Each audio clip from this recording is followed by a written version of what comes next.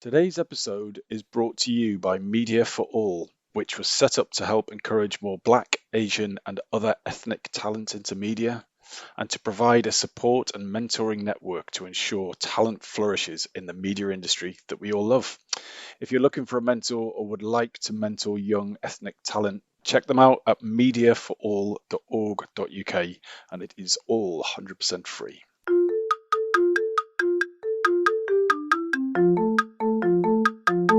Hello and welcome to the Shiny New Object podcast. My name is Tom Ollerton, and this is a podcast about the future of marketing. Every week or so, we have the pleasure and the privilege of interviewing one of our industry's leaders, and this week is no different. We have Luna Froumine, who is Head of International Marketing and Partners Marketing at WalkMe. Luna, really glad to have you on the podcast. Could you give the audience a bit of an overview into who you are and what you do? Thank you. Thank you for inviting me, Tom. So my name is Luna. I'm originally from Brazil, from São Paulo, and started my marketing journey in finance. I worked for big American companies, was everything about personal loans, credit card, and investments. And after a few years, actually, I moved to Tel Aviv, to Israel. And then is where my journey turned into the whole high tech and startups. And, Tel Aviv is a startup nation, so I sort of surfed the wave and repurposed myself to this market. And that's where I am today. I've worked in big corporations and startups today. I'm working at WalkMe, that is like an amazing startup from a marketing perspective, especially because it's building a whole category about digital adoption. And it's, challenges, they never stop. Doesn't matter where you are, especially this year. So, wow, I don't want to say that, but I will. So I'm not that old, but I've been in this marketing journey for, 20 years. So I think it's commonly accepted that Israel is a startup country, as you say, but why is that? Wow, why is the country of innovation and startups? Man, there's a whole book about it. We're not going to be able to finish in this podcast, but I think it's a young country. Building a country in the last 70 plus years, it added a lot. There's the whole army. There's a lot of it. It is a country surrounded by not so friendly countries around. So there's a whole theory about that, but the truth is that you really come and you walk into Tel Aviv and everybody's sort of building their own startup and think about technology and what we're going to do next.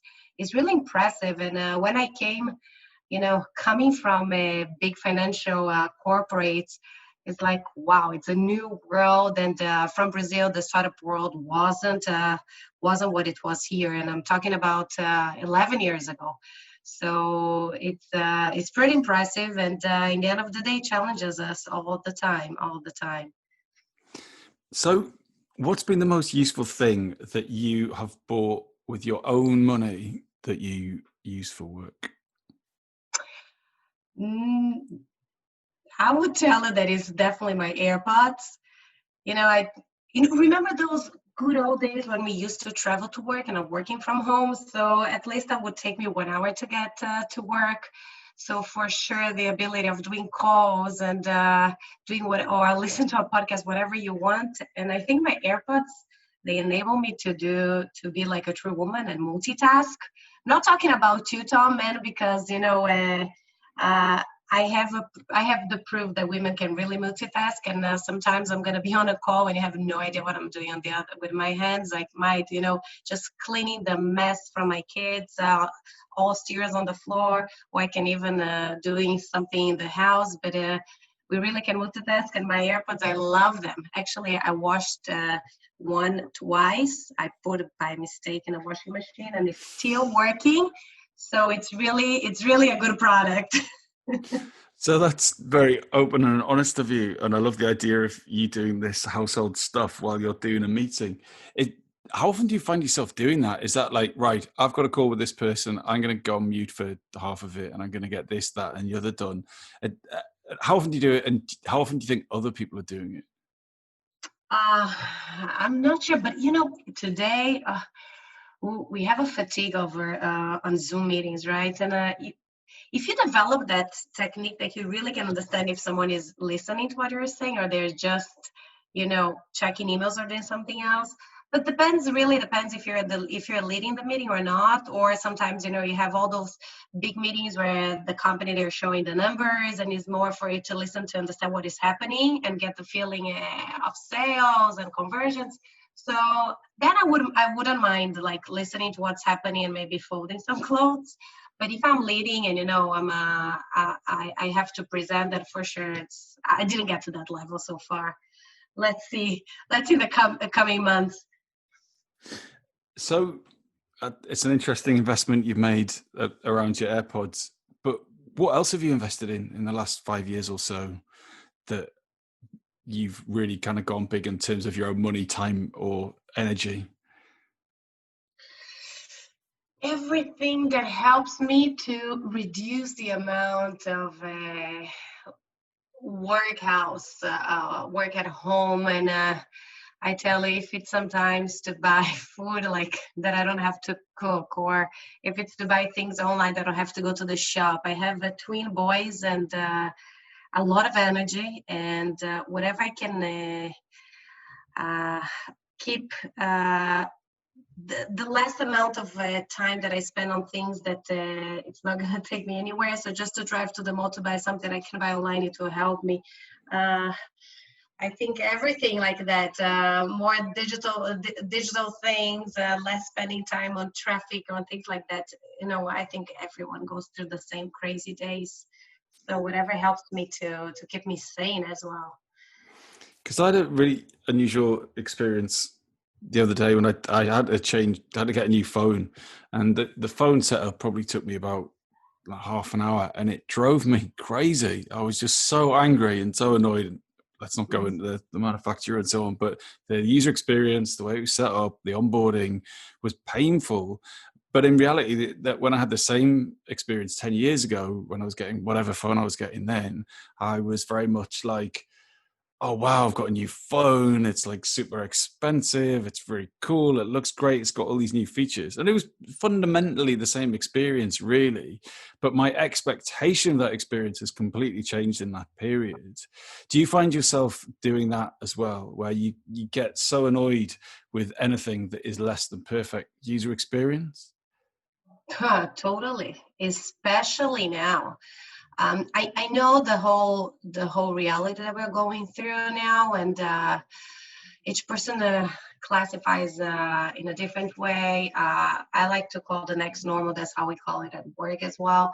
And depends also on the country you are from, how you're facing lockdown on lockdown. I'm currently on my second lockdown, that I have my kids on top of my head and trying to work. But we have no patience whatsoever for, everything needs to be perfect. And I will give an example, right? So there's this shop, this toy shop in the mall that I go. And she wrote on a post on Facebook from it's a group of the city, and she said guys, by the way, it's the second lockdown, and we're gonna be open. We're gonna deliver to your door. Just call us. And then someone wrote, I don't find the things in the website. And she writes, and she dares to say, oh, the website, it's work in progress. Better that you call, and then we can send you a photo, or we can talk to you. And I'm like, hold on a second. I think if it's the first lockdown, people didn't understand that they have just one option, and it's really to go through the whole digital transformation, or you're out of the game. There's so many other shops that they have the website available, and you can check, and if they have in blue, and if they have in red, and you buy and you receive.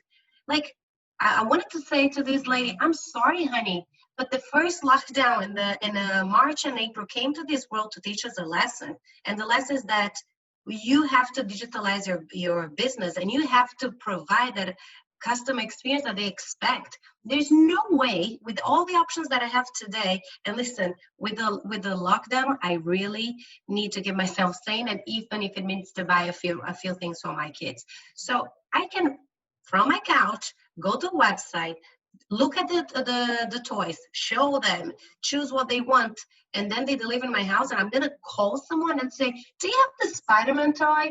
Oh, can you send me a photo? No, it's not this one. They want like the black spider now, and have this. I'm not. So for me, it was shocked to see that guys didn't learn anything. And yes, it's a journey, but you had a 6 months and you didn't get to your website.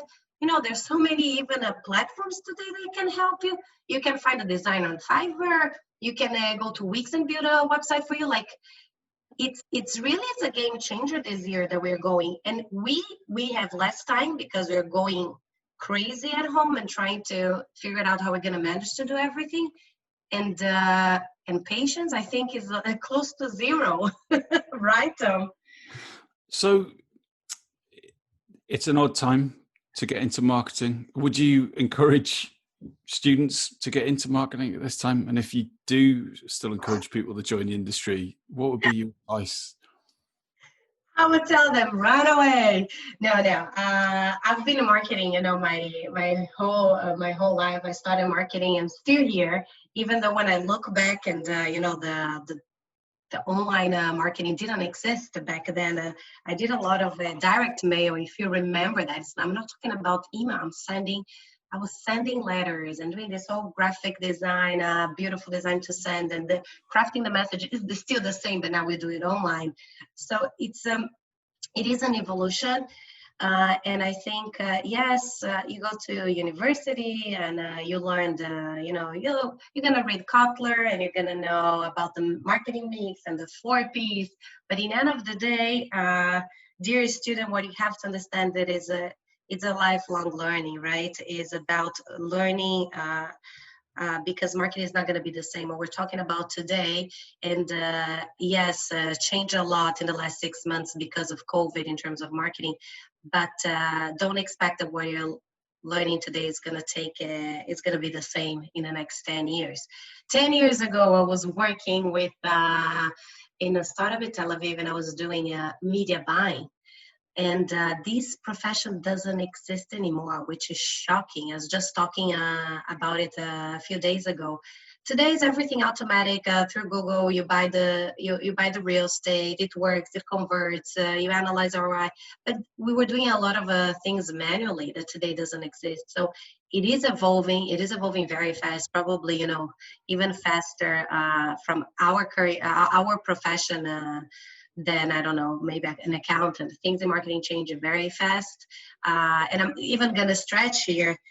Did we talk about some virtual events a year ago? Maybe a bit, maybe webinars. But today, marketeers, we are mastering the virtual events. Everybody's doing virtual. There's no face-to-face. We're not going to Mobile World Congress in Barcelona. No, what we do. So we are reinventing ourselves over and over again all the time. And to reach you still have to do the campaigns. You still have to reach out to people. You still have to craft the right message, to define the touch points. But we are changing all the time. And what I've been seeing around virtual events is really impressive. And it's something that we were not doing 1 year ago. I'm talking about in terms of vendors that provide, could be even the design for the Zoom or the different features and different platforms that they provide the virtual events. It's a whole new world, and it happened a few months ago. So yes, that's what it is to be a marketeer. Yeah, I'm conflicted on online events. I don't think online events exist. I think events are people coming together into a space under a collective banner or thing to learn, and then I think online events are being sold as events, but actually they're just online learning. Really, there's people aren't actually getting together, and I don't think that you can create that virtually. I think you can create incredible long online learning that is kind of a bit like what events used to be. But I think that if we as an industry go, right, we want to do amazing online learning, then the bar gets raised higher. But Yeah. if we're going online, we're going to do online events, then it's almost a bit of like a poor relation. We're going, oh, well, we can't do a real event, so we'll do like this kind of not very good online thing. And I just don't think it raises the bar high enough. But anyway, this is that. No, but I wanna comment on that, because it's interesting what you're saying. Let's say you go to an industry event, right? And then there are a few takeaways here. You go to listen to the main stage, and then you wanted to learn, you want to know what's happening in the industry, you want to know about the new technology developments, and you also want to go to the booths of different vendors and customers, and you want to have that interaction and sell and buy. And of course, on top of everything, you're going to invite your customers for dinner, and you want to have the mingling, and you want to develop your networking. The online event is not going to replace everything, but there for sure there's a whole part of like learning, hearing from peers, hearing from customers that yes, you can get it from online, but again, the human touch, the human part of it, you will never will replace. That's why I really hope by 2021, even if it's December 2021, we can go back, because there's nothing better than having coffee and talking to someone and really connecting, not over Zoom. Well, right? I seem to think that a podcast is a nice middle ground. But anyway.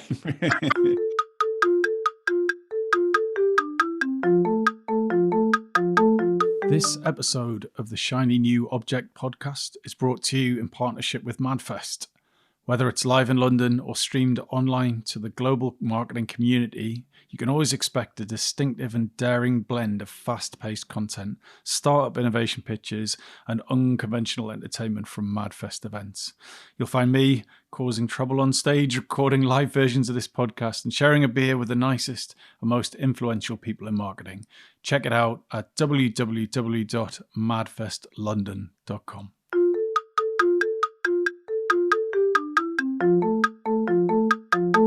So we're at the halfway stage now. So we're going to talk about your shiny new object, which is mental health and being a marketer. Can you explain what you mean by that?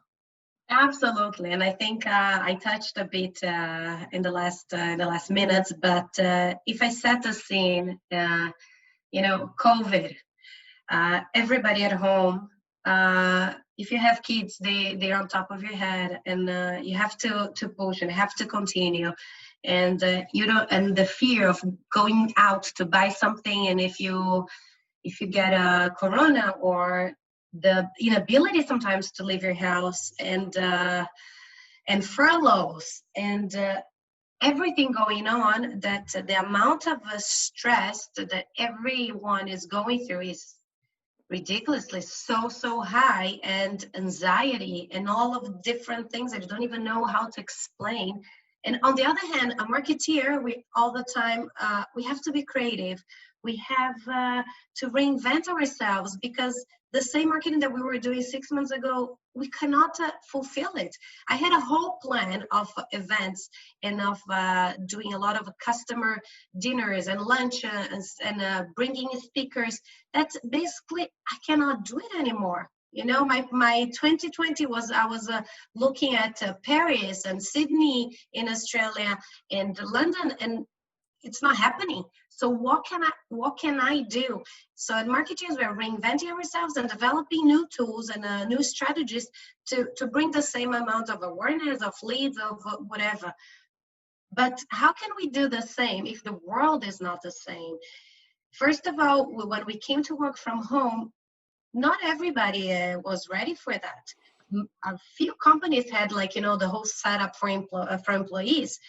Actually, employee experience, something that was not taking into account when this whole digital transformation journey that all the companies are looking at for the last years. They all the time looked on customer experience, but employee experience, not at all. So now, okay, they have to empower those employees working from home. And over, the amount of stress, and you have to reinvent yourself, and oh my God, they're going to fire me. Is my company going to close down? Or how I'm going to manage? We cannot do it. And we lost money because we invested in that event. So the amount of stress, it's insane. The amount of uncertainty 2020 is insane.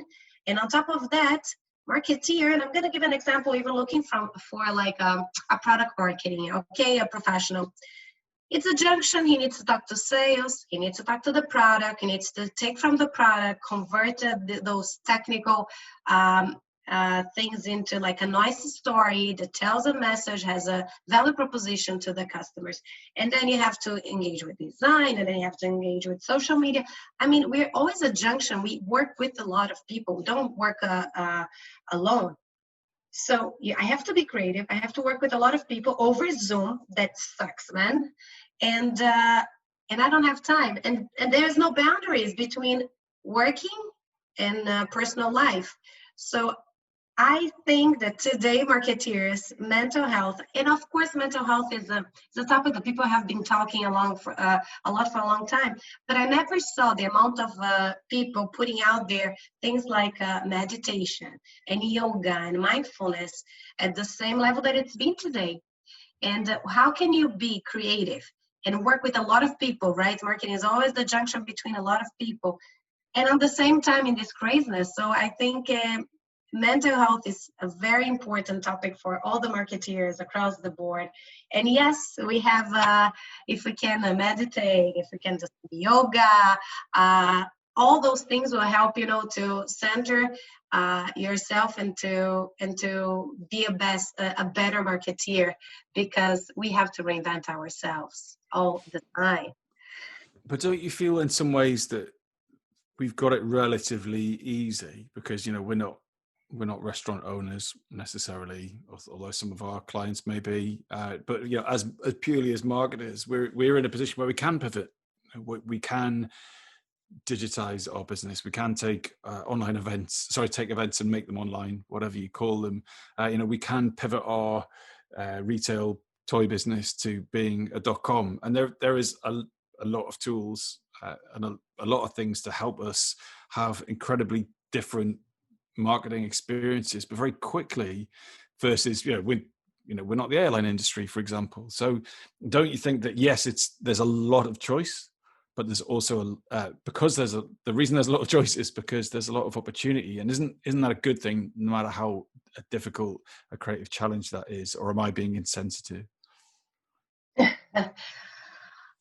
Each person has there's a different challenge for sure. Some people have harder, some people have easier. I'm sure, I work in tech, and yes, it's one of the fields that in a way continued because people can work from home, people are in front of computers, we're not dealing with service, I don't have a cinema that I have to literally close my business, but I think everybody and from people that I talk to, it is insane days. People are working harder because nobody knows if you're going to have your job by tomorrow. So people are working harder, are working longer hours.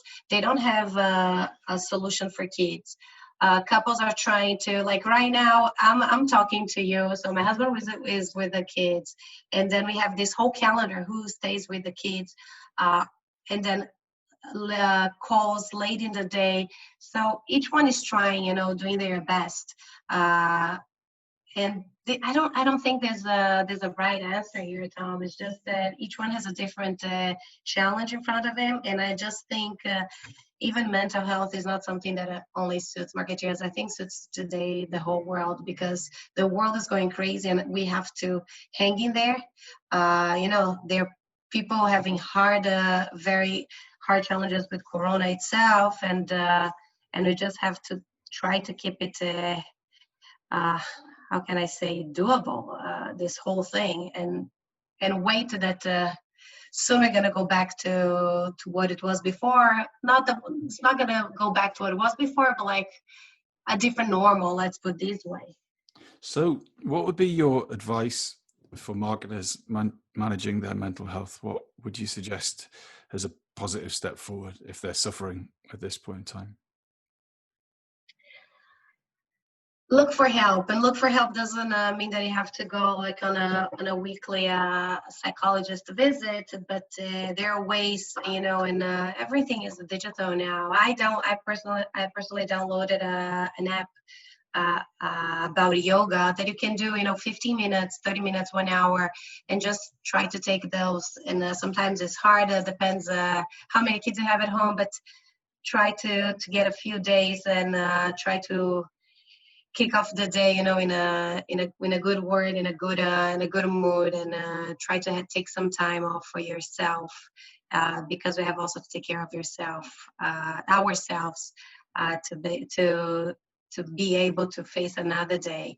And some days are going to be easier, some days are going to be hard, but we're all in this together, right? And I personally believe that when you can have a few, try to balance work and life and put boundaries in your day. You finish the work, Don't look at the computer, go do things for yourself.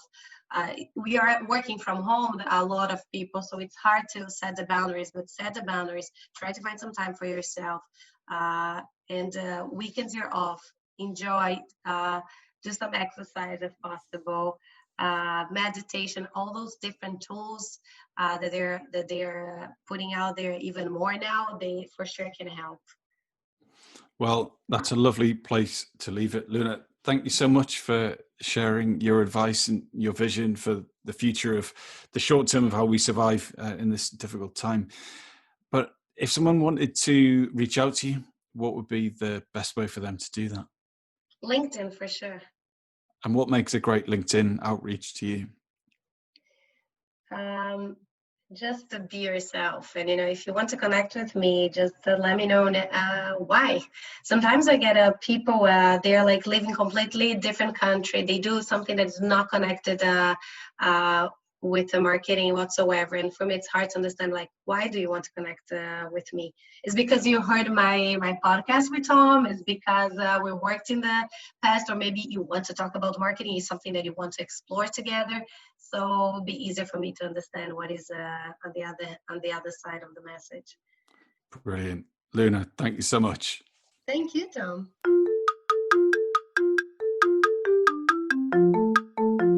Hi, just before you go, I'd really appreciate it if you could take the time to write a review of the Shiny New Object podcast on Apple Podcasts or iTunes, whatever it's called these days, or whichever podcast provider you use. We're an indie podcast, so it would go a long way for us if you could just share the word and give us a bit of a support on those channels. That would just be fantastic. If you haven't got time, that's also cool. And yeah, if you could tell your colleagues about the podcast, and also, if possible, don't forget to subscribe. And I'd love to hear your feedback. If you'd like to speak on the podcast or be a guest, or you think I'm asking the wrong questions, anything, I'd be super interested to hear what you think. So please email me at tom@automatedcreative.net. That's TOM at, I'm not going to bother spelling it. Anyway, you'll work it out. Thanks so much.